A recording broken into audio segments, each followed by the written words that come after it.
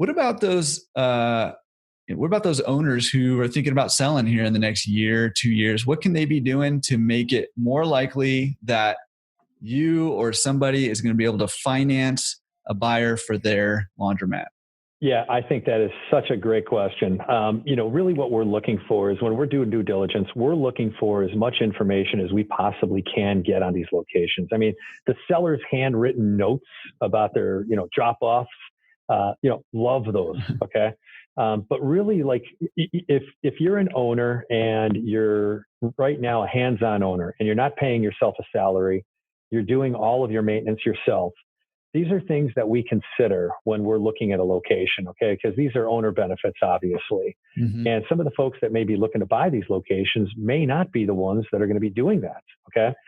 So having your financials in line, being willing to come up with all of the utility bills for the last 12 months, I think that's certainly important.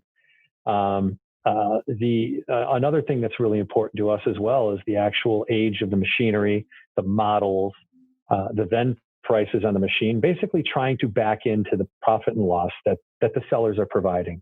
So if you're a seller out there looking to put your store up, we're looking for consistency year over year, right? We're looking for not necessarily the most detailed records, but we're looking for the standard things that you would see on a P&L, right? And like I said, the owner benefits have to be added back in if they're not on the P&Ls right now. We're not necessarily looking for a balance sheet. Okay, I don't need to have any balance sheet. QuickBooks P&L is just fine, right? Hmm. The utility bills. We have the ability to back in. We know how much water these machines are using. We have had in the old days, although thankfully we have not had this recently, but folks would go in that think they're going to sell their stores and they run their water meters all night, right? And they run the machines and, they're trying to make it seem as though they're doing more business than they have.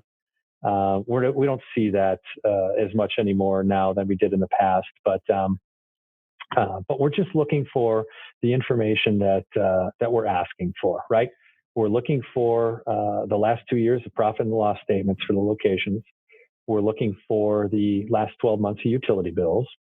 We want to know if there's any ownership benefits that are not listed on your P&L.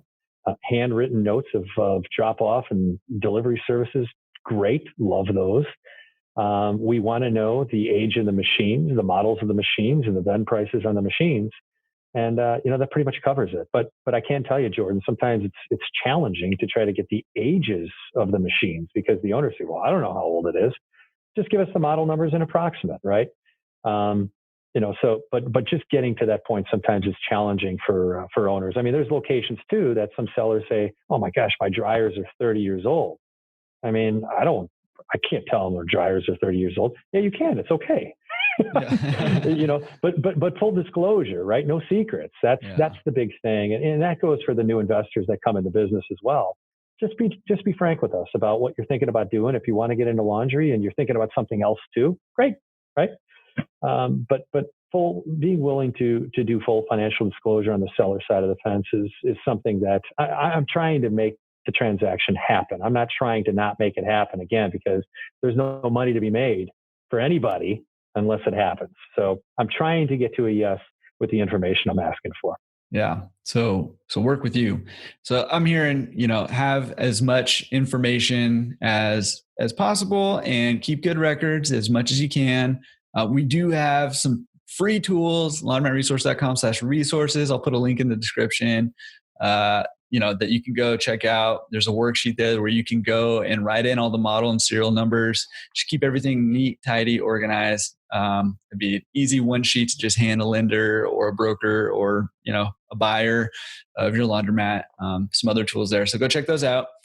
Man, I mean, that's super helpful because I think that side of it gets left off a lot, in terms of how to sell your laundromat. And a lot of times when you're buying, it's your first time buying, but when you're selling, it's also a lot of times your first time selling.